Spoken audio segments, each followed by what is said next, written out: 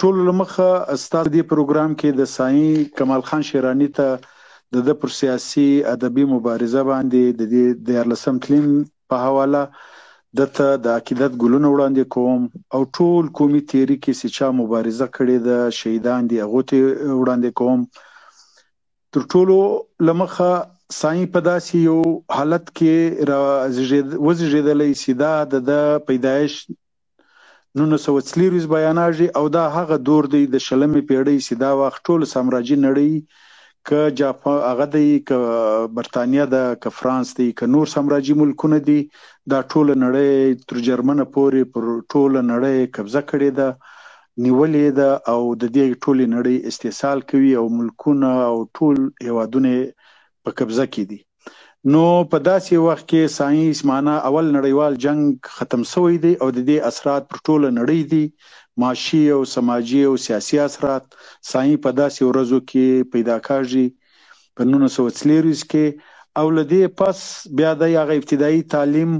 چې هغه رضا لاله ډیر په تفصیل وړاندې کړ دلته زموږ د علاقې د شیراني په حواله د جو په حواله خپل سماجي سیاسي حالات ډیر ښه بیان کړل معاشي حالات ډیر ښه بیان کړل. په دې حالاتو کې د معنا بنیادی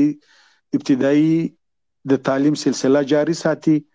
او لدې بعد بیا د پېښور ته ځي په 1941 کې په اسلامي کالج کې داخله اخلي او دا هغه وخت دی چې دا بیا نړیوال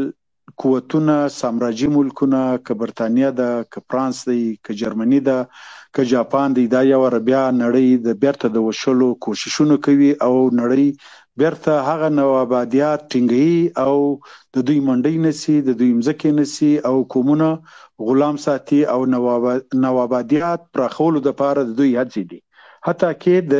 جنگ تر حده دوم نړیوال جنگ شروع کاږي. دی په دې حالاتو کې په پېښور په اسلامي کالج کې دی داخله اخلي. نو دلته دوم نړیوال جنگ په 1945 کې پای ته رساږي او دا دور داسې دی چې ټوله نړۍ له مقبوضاتو له نوآبادیاتو راوځي او دنیا د قومونو په حواله قومي تحریکونه ازادي اخلي قومونه ازادي اخلي ژبې ازادي اخلي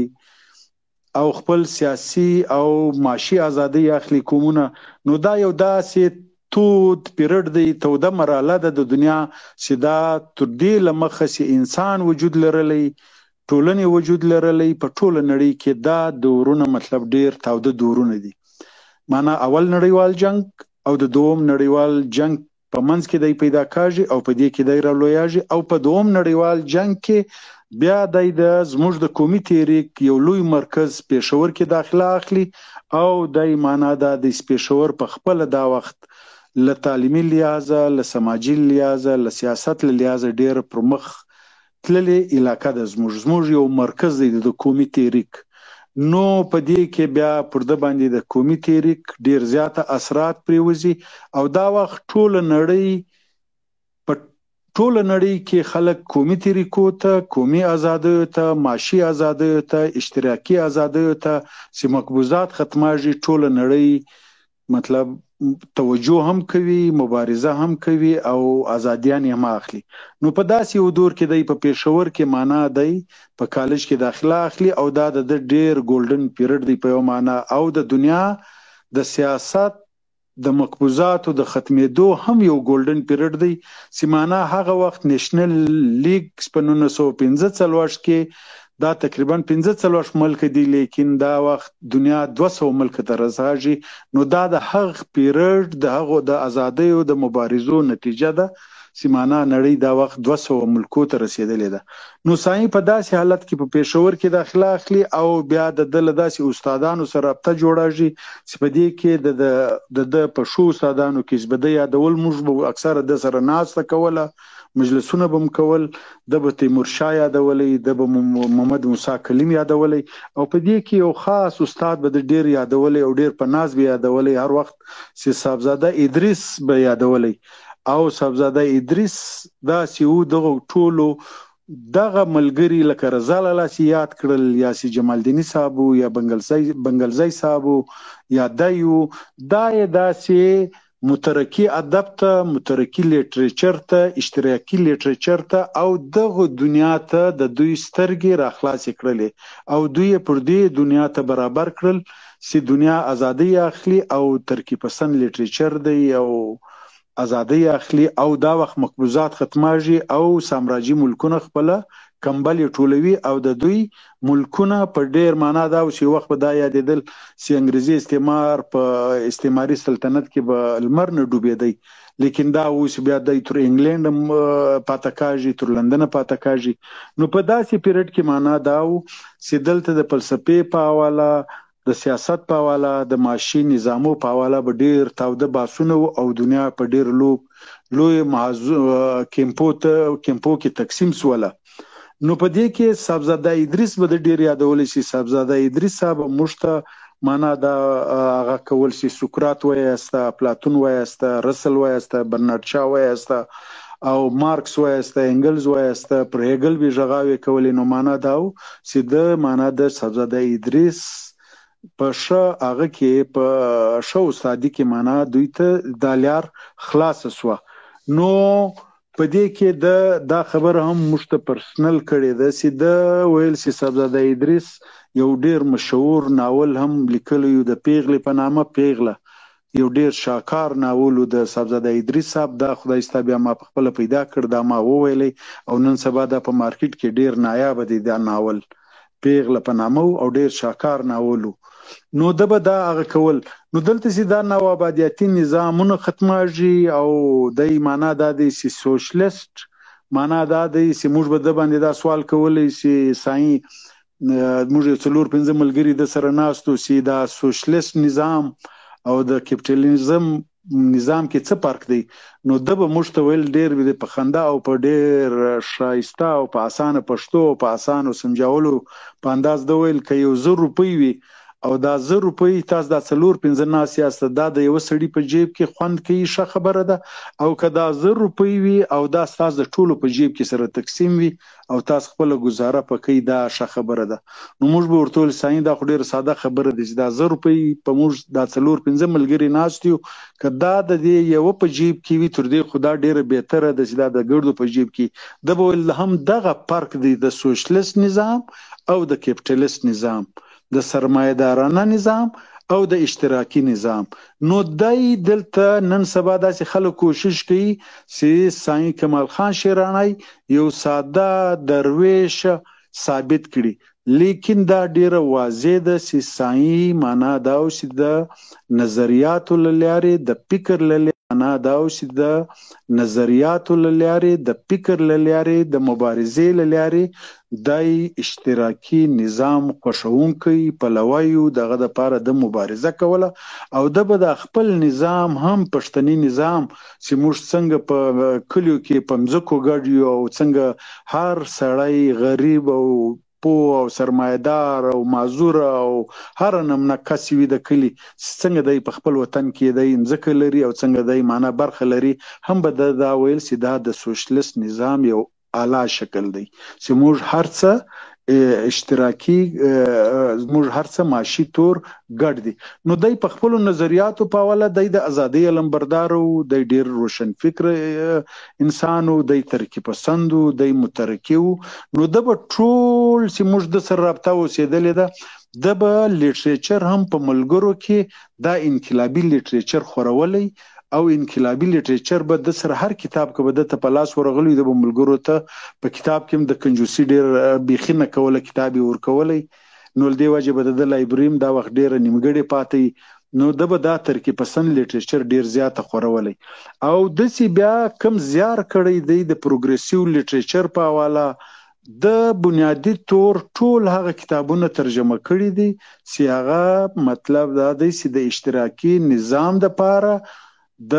منصوبه بند معیشت دپاره او انقلابي لیټریچر دپاره چاپ شوي دي دا د غوښت چې زموږ د پښتانه د افغان ځوانان او مترقي سټوډنټ او د تحریکو خلک له دې سره ولد کړي نو د په ډیرو سختو حالاتو کې دا کتابونه په یو معنا ترجمه کړي دي ډیر زیاته د هغه وخت موږ په کار دی سوچ وکړو په 1953 کې د میاشتنۍ پښتو مجله راایستلې ده چې هغه وخت کمال خان شیراني چلوله او د سره یستونکی خدایداد ډاکټر خدایداد د به چلوله او په دې کې بیا په ځینو رسالو کې د محمد عثمان نوم هم راځي. بیا هغه وخت چې ته هغه وګورې په دې حواله چې دا رساله یاده سونه په دې کې په سن هغه کې په یو معنا هغه وخت په 350 کې په 450 کې دا رسالې راوتلې دا 10 غاڼې راووتې او په دې کې 10 غاڼو بعد دا رساله د پاکستان ګورنمنت بیا بند کړله بین کړله. په دې کې د یو هغه رسالې په حواله د په دغه د دوی په رسالو کې د رحیم صاحب یو ډیر ښه مضمون هم پکښې دی د جدید مذهب انسان په نامه. دا بیا د خپل وخت ته وګورئ چې دای معنال ته ځوان دی لیکن دای ډیر د مارکسیست آیډیاز په دې مضمون کې لري. نو ساينس بیا مخته تللی دی د ازادۍ یو لیبرټي په نامه یو مقاله وه چې دا د سټډیز ان د ډاینګ کلچر دا لدې کتاب دا اخیستې وه د ازادۍ په نامه د ترجمه کړله او دا ډیره مشهوره ده دا اوس هم شته خو دا نایابه ده دا ځان ته یو مقاله ترجمه کړې ده. بیا هغه بعد د هغه په نامه یو کتاب دی د امریکن جرنالیست دی چې دا د سوویت یونین چې کوم انقلاب وسو چې معنا هغه وخت چې په اول نړیوال جنگ کاږي نو په دې کې په دنیا کې یو لوی بدلون دا اوس په 1919 کې معنا سوویت یونین کې د زیارکښانو انقلاب کاږي او دا په خپل د ګړي دنیا د پاره ډیر لوی بدلون چې دا زموږ د شلمې صدۍ چې کم قومي ازادي تحریکونه چلیدل دي ترکیب پسند تحریکونه چلیدل دي د روجت په خلاف تحریکونه چلیدل دي دا بنیادی چې ته وګورې یا موږ وګورو د دې دپاره بنیادي محرک سوویت یونین او هم دغه د 1919 انقلاب چې پر ساين کمال خان شیراني د دې ډیر زیات اثر نو هغه امریکن جرنالیست چې جان ریډ ورته د نوم دی چې دا د یو کتاب ولیکلی ډیر مشهور کتاب 10 days that shook the world چې دا هغه کتاب و چې په اول سوویت یونین کې انقلاب کاږي نو 10 ورځې د دې واقعیاتو در اخیستې دي او دا ډیر د لړزولو واقعیات دي او دا کتاب د بیا ترجمه کړی دی دا ترجمه په خپل 900 مخه کتاب دی دا په خپل ډیر لوی کتاب دی او دا په اردو کې هم ترجمه شوی دی دنیا کو جنجوړ دینے والے 10 दिन دا په دې نامه هم ترجمه شوی دی او په دې نامه لیکل شوی دی په انګریزي کې اسمه بیان کړ او دا پښتو اکیډمي چې موږ ډیر کور ودانای کو د کوټه عارف صاحب دغه په مهنت دا کتابونه چاپ سول او لدې بعد بیا دا چې د پاغ وخت یو ناول د والټیر د فرنچ رائټر چې ډیر د هغه کینډیډ یو مشهور ناول دا د ترجمه کړ په پښتو کې د سپېڅلي په نامه چې دا هم اوس نایاب دی لیکن دا کتاب باید پښتو اکیډمي بیرته چاپ کی یو د لیبرټي هغه چاپ کی بل د ډیر لوی کار چې د میکسم گورکی چې دا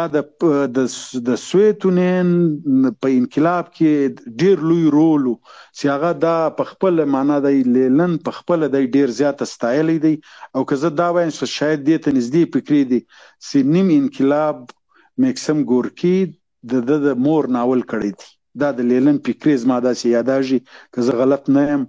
نو میکسم گورکی آټو بایوګرافي د ټول ترجمه کړي د سیدا په خپل 1500 مخه ته په 2 جلد کې چاپ دي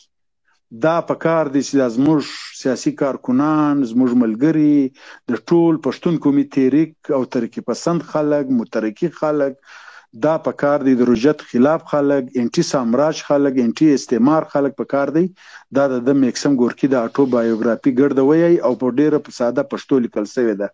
لدې بعد بیا د یو مشهور کتاب چې د پاغو ورځو شپو کې د ترجمه کړی دی حالت به دا چې د ترجمه کولې او شولې به لزان سره خو بعد کې دا هم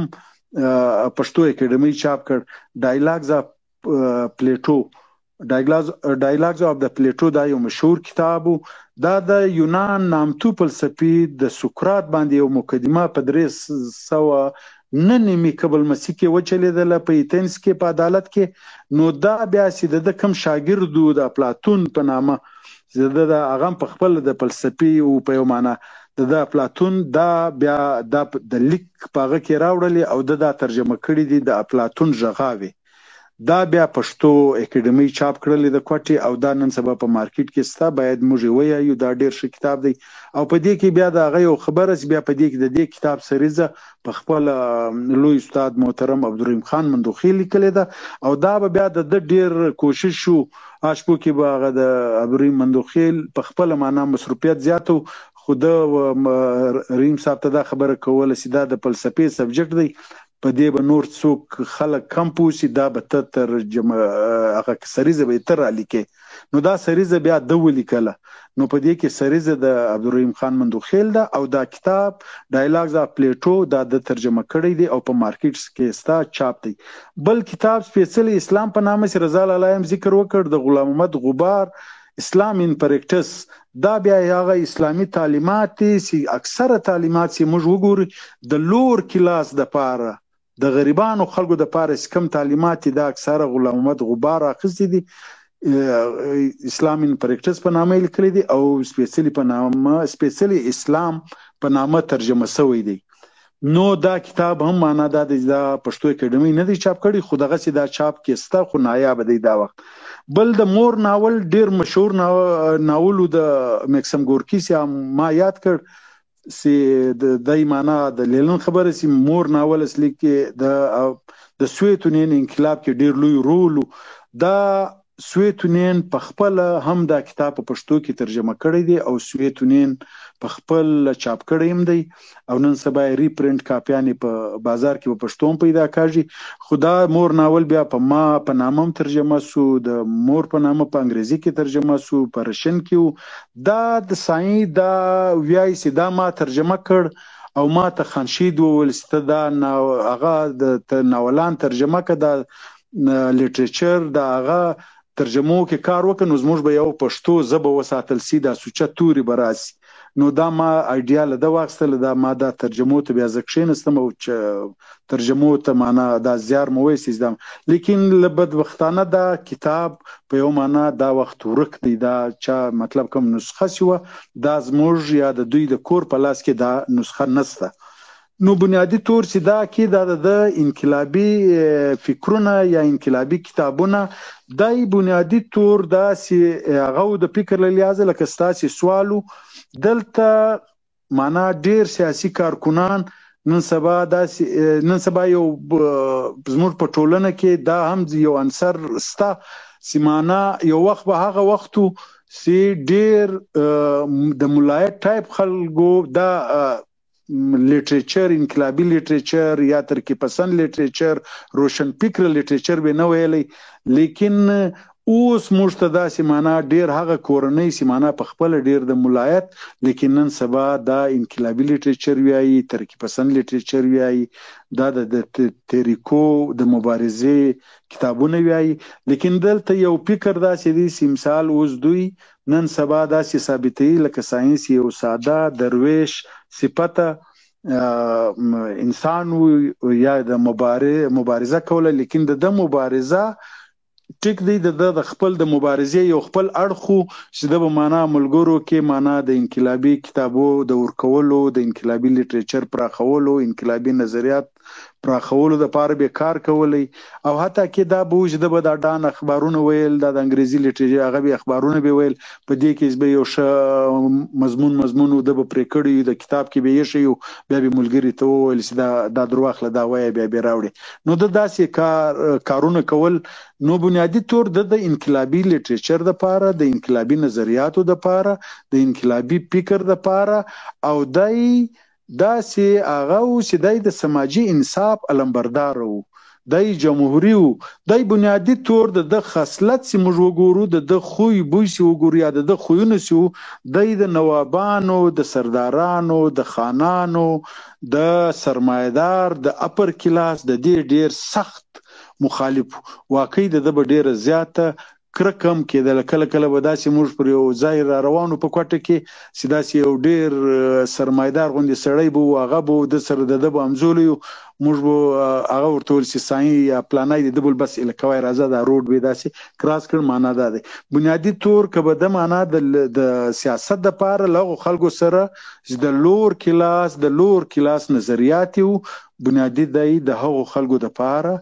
د خپله مبارزه وه او ټول عمر د دغه دپاره ورکړی او د داسې موږ ترجمو ته وګورو، د کتابو ته وګورو، د لیټریچر ته وګورو، زه ترجمه کړی دی د پر دغه پیټرن یا پر دغه ټرند یا پر دغه میدان باندې د کار کړی دی بنیادي طور چې دی معنا د داسې فکر و چې باید هر شی اشتراکي وي، هر شی په کار دی د منصوبه بند معیشت سره تړلی، بلکې دی د اجارهدارۍ د سرمایهدارۍ د اجارهدارۍ دی ډېر مخالف و. دی به د دې ډېر مخالف و چې بس سرمایهداري کې خو یو خوی دی چې منی میکینګ د ده بل هغه نشته، بس پیسه جوړوه د پیسې مشین به وي. او ده به کله کله ډېره ساده خبره کوله چې زه به دا اکثره به د پر مذهبي خلکو سوالونه کول یا پر دا روژتي خلکو سوالونه کول چې تاسو یوه روپۍ یوه پیسه را مسلمانه کاسته بس بیا د ټولنې کار کاږي. اصل دی معنا د نجي ملکیت، د هغه نجي ملکیت چې معنا دلته اوس یو داسې تصور دی چې زموږ خلک داسې بیانوي لکه یو ګاډی چې ته په نجي ملکیت کې بورې، مکان په نجي ملکیت کې بولې، خلک یې داسې بولي چې دا نجي ملکیت خو هم دا نجي ملکیت کې، لیکن دا د انسانانو په بنیادي ضروریاتو کې دی. د نجي ملکیت تعریف سے اشتراکي نظام کړی دی یا منصوبه بند معیشت یې کوي، هغه دا دی چې هغه په نجي ملکیت کې راځي چې ته د ولس استحصال پکې، که ته یو ډېرې لولو کارخانې ساتې او د ولس استحصال پکې، دا په نجي ملکیت کې راځي. که د ډېره لوی جاګیرداري لري، ډېر لوی کروندګار او زمیندار او کسانان د ساتلي، بزګر د ساتلي، دا د استحصال. دا زموږ د انسانانو بنیادي ضرورت چې دي دا د نجي ملکیت کې په یو معنا نه سمرل کېږي، دا د بنیادي ضرورتو هغه سمرل کېږي. نو دی بنیادي طور د دې فکر پلوی و، دی د دې لپاره د مبارزه کوله، دی د سرمایهداري نظام د مخالف او د سوشلیست نظام د منصوبه بند معیشت دی ډېر لوی علمبردار او دا د بنیادي طور هغه ادبي زیار و چې د معنا د نظریاتو دپاره د ترقي پسند هلو ډاکټر صاحب ستاسو غږ راځي. دای بنیادي څومره پریسو دا پریسو که درځي نه بس یو 2 دقیقې پریسو دي، زیات نه پریسو. نو دای بنیادي طور دای د منصوبه بند معیشت علمبردار او دای د سماجی انصاف علمبردار او دا ځای راغی دا د نجی ملکیت په حواله چې زه وژغېدم وبخښه. بالکل رالی نو دای د دې علمبردار او په کار نه دی چې خلک یا سیاسي خلک یا د طریقو خلک یا لیډرشپ دای معنا دا دی چې ساده بیان کی او زه خدا وایم دا خاصه د دې یو فورم دی چې معنا دا دی چې دای بنیادی طور د دې نظریات علمبردارو زما هغه په دې ځای ختموم. نور اورم که بیا داسې ضرورت پیښ په مابین کې بیا یو هغه وکړو. ډېره مننه ډاکټر صاحب.